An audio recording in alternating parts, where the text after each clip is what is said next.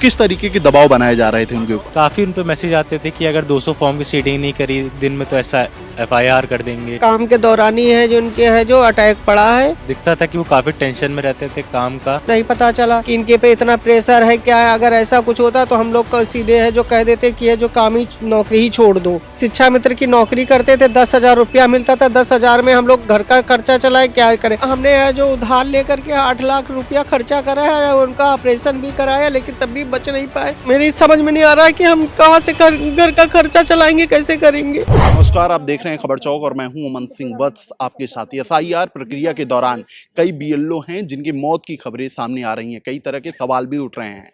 ऐसे ही एक बीएलओ जिनका नाम विजय वर्मा था, मौत हो जाती है एफआईआर प्रक्रिया के दौरान। उनके परिवार वाले आज अखिलेश यादव से मिलने के लिए पहुंचे हैं। क्या कुछ कहना चाहते हैं आज हम जानेंगे। मैम, क्या घटना हुई, कैसे ये घटना हो गई? भैया ये जो ये काम के दौरान ये घटना हुई है, इनका बीएलओ का काम कर रहे थे। काम के दौरान ही है जो उनके है जो अटैक पड़ा है, और उसी से दौरान 11 बजे के करीब इनको अटैक पड़ा है। हम लोग है जो घर ही में थे, दूसरे कमरे से दौड़ के आए, तब देखा कि ये गिरे पड़े हुए हैं, तो इनको हॉस्पिटल लेके गए। और उसी दौरान इनके है जो वहाँ है जो ब्रेन हेमरेज बताया। जिस तरीके से वो प्रक्रिया में शामिल थे, इसके पहले भी कभी उन्होंने डिस्कस किया था? क्या दबाव बनाया जा रहा है उन पर?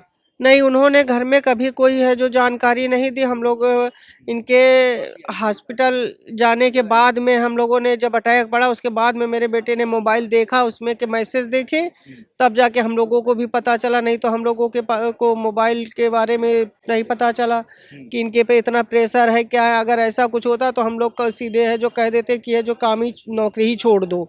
इतना प्रेशर। शिक्षा मित्र की नौकरी करते थे, 10,000 रुपया मिलता था। 10,000 में हम लोग घर का खर्चा चलाए, क्या करें। अब तो वो भी सहारा चला गया, 10,000 का था।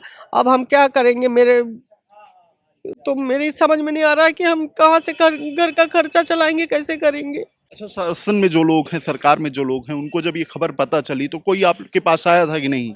नहीं, कोई नहीं आया है। जो जय देवी जी आई थी, उन्होंने भी कुछ मदद नहीं करी, ना ही कुछ बोली, कुछ नहीं कहा हम लोगों से, बस चली गई थी। किसी ने कोई मदद नहीं करी सरकारी आदमी कोई आपके पास नहीं नहीं, आया? सरकारी आदमी कोई नहीं आया हम लोगों के पास। इलाज के दौरान क्या खर्च, कितना खर्च आपका लगा? हमने है जो उधार लेकर के 8 लाख रुपया खर्चा करा है, उनका ऑपरेशन भी कराया, लेकिन तब भी बच नहीं पाए। अब जब से हमने उधार लिया है जिनसे, उनको हम कैसे खर्च देंगे, पूरा करेंगे। वो मेरा 10,000 का सहारा था, वो भी चला गया। अब बताइए हम कैसे अपना घर का खर्चा चलाएंगे, कैसे क्या करेंगे। सरकार की तरफ से कोई आश्वासन नहीं मिला अभी आपको? नहीं, कुछ नहीं, कोई मदद नहीं, ना ही कोई आया है, ना ही कुछ किया है। कोई उम्मीद है सरकार?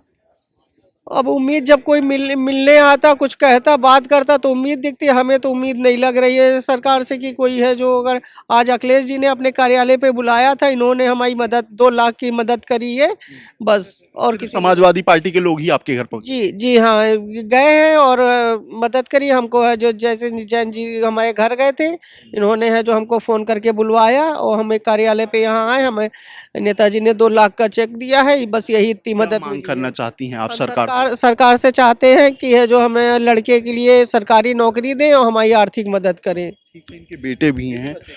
किस तरीके से घटना ये हो गई? क्या कुछ पहले से आपको जानकारी थी कि आपके पिताजी के साथ ऐसा व्यवहार चल रहा है? जी, इस पहले से तो हमें जानकारी नहीं थी। इससे दिखता था कि वो काफ़ी टेंशन में रहते थे काम का। उनकी एज 50 साल हो गई थी। फ़ोन पे उन्हें काम करना रहता था ऑनलाइन। ये भी काफ़ी परेशानी थी कि ऑनलाइन कैसे काम करेंगे, क्या करेंगे। आप समझिए किसी के घर जा रहे हैं, किसी गांव में जा रहे हैं, नए गांव में, नए नए घर हैं, कहीं किसी का घर है, कहीं किसी का घर है, और आपसे कह दे कि एक दिन में 200 फॉर्म बांट दीजिए आप। अब एक तो ये भी काफ़ी मुश्किल है कि गांव के लोग फॉर्म लेना भी नहीं चाहते थे कि वो इस डर से कि कहीं उनका नाम ना कट जाए, कुछ ना हो जाए। काफ़ी नाम भी काटे जा रहे थे। ये भी काफ़ी तनाव था उन पर कि फॉर्म भी बांटने हैं, फिर घर पर आके फॉर्म स्कैन करके सीडिंग करनी है, भेजना है। इसी की वजह से तनाव रहता जी, काफ़ी तनाव रहता है। है। आपकी माताजी ने बताया कि जब वो हॉस्पिटल पहुंचे तो आपको मैसेज मिला उनके फोन में, ऐसा कुछ? किस तरीके के दबाव बनाए जा रहे थे उनके ऊपर? काफ़ी उन पे मैसेज आते थे कि अगर 200 फॉर्म की सीडिंग नहीं करी दिन में तो ऐसा एफआईआर कर देंगे। किसकी तहसील तरफ से ये मैसेज आते थे? उनके सुपरवाइजर आलोक सिंह उनके सुपरवाइजर थे, उनकी तरफ से मैसेज आते थे कि एसडीएम सर ने कहा है कि अगर इतने काम की सीडिंग नहीं करी गई तो फिर आप पे एफआईआर हो जाएगी। कई बीएलओस पे यहाँ पे एफआईआर भी हुई। उनके मैसेज आते थे कि मेरे पापा की बूथ संख्या 181 थी। ऐसी कई बीएलओ थे, उनकी और संख्या थी कि इस बूथ संख्या के बीएलओस को थाने लेके आइए, इन पर एफआईआर हुई है, ये काम नहीं कर पा रहे। जब ये घटना हो गई तो जो सुपरवाइजर थे या एसडीएम थे, कोई आप लोगों से संपर्क किया? जी एसडीएम सर मेरे घर आए थे, लेकिन कुछ मदद नहीं करी उन्होंने। बस क्या क्या एसडीएम ने? संतावना दे के चले गए, यही कह के चले गए कि आप पढ़ाई पे ध्यान दीजिए, पढ़ाई करिए, पढ़ाई से जो हो सकता है हो सकता कोई है। मदद नहीं की कोई है मदद की नहीं उन्होंने। और कौन अभी तक आपके घर पहुंचा है मदद के लिए? मदद के लिए तो कोई नहीं पहुंचा, आवाज सबने उठाई, लेकिन मदद तो सिर्फ अखिलेश जी ने की है। 2 लाख की चेक दिया हम लोगों को, सिर्फ वही मदद आई है। आपकी माता जी हैं, काफी टूट चुकी हैं इस घटना के बाद, क्या कुछ कैसे संभालेंगे परिवार को? अब मैं यही कोशिश करूंगा कि जल्दी से जल्दी अब मेरा बीटेक खत्म हो, उसके बाद मैं जॉब ढूंढूं, जॉब से ही अपना घर संभालूंगा। सरकार से कुछ कहना चाहते हैं?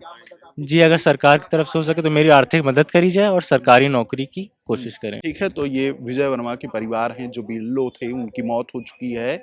आज अखिलेश यादव के पास पहुंचे हैं ये लोग, आर्थिक मदद उन्होंने की है और सरकार से इनकी कई मांगे हैं कि इनकी मदद की जाए।